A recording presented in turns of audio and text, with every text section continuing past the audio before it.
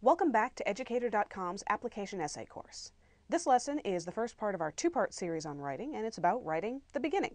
Let's get started.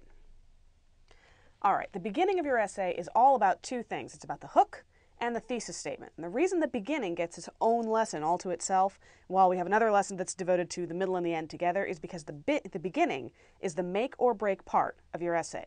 This is where you get your reader's attention. This is where you get them sucked into what you're doing. This is where you get them to voluntarily come along with you for the ride. So you got to get the beginning right, so we're spending extra time on it.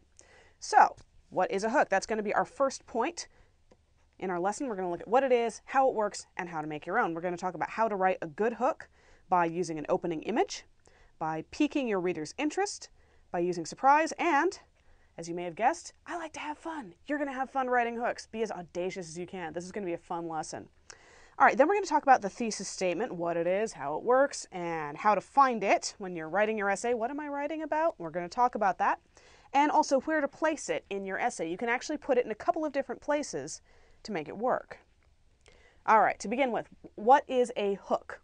You might have heard your English teacher talk about this, but just in case you weren't listening, a hook is some element at the beginning of your writing that grabs the reader's attention, literally grabs them with a hook and pulls them along with you. Let's look at some examples. These are first sentences of famous and/or best-selling novels, so let's look at how they work. On Friday noon, July the 20th, 1714, the finest bridge in all Peru broke and precipitated 5 travelers into the gulf below. That's the first sentence of Thornton Wilder's The Bridge at San Luis Rey. You may have been assigned to read that for English class. Now, what makes this sentence work is both the specificity. You have things like, you have the day and the time, Friday noon, you have the date, you have the year, and then you have the finest bridge in all Peru. You got a story about a bridge breaking. Bridges break all the time, but this was the best bridge in the country.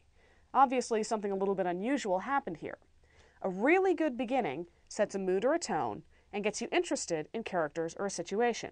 The sudden failure of the finest bridge gets a lot more attention than a rickety bridge broke and some poor people walking on it fell off. All right.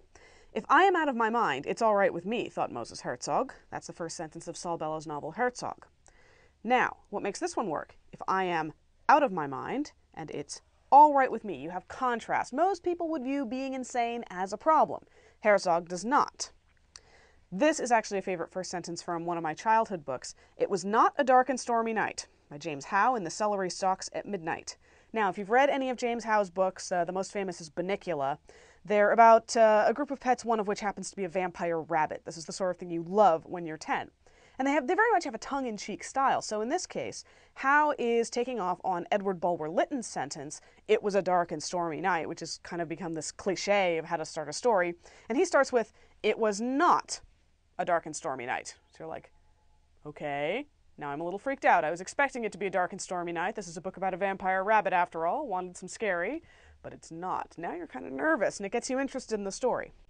And finally, it can hardly be a coincidence that no language on earth has ever produced the expression, as pretty as an airport. Once again, we use surprise. We hear a lot of as pretty as a something, as pretty as a picture, for example, but we never hear as pretty as an airport. We're putting two things that don't normally go together, pretty and airport. This gets you interested in the story, and it also establishes that the author has a sense of humor, which makes him more entertaining, and you're more likely to read the rest of the book. And indeed, Douglas Adams sold a great many copies of The Long Dark Tea Time of the Soul, which is a funny title in and of itself.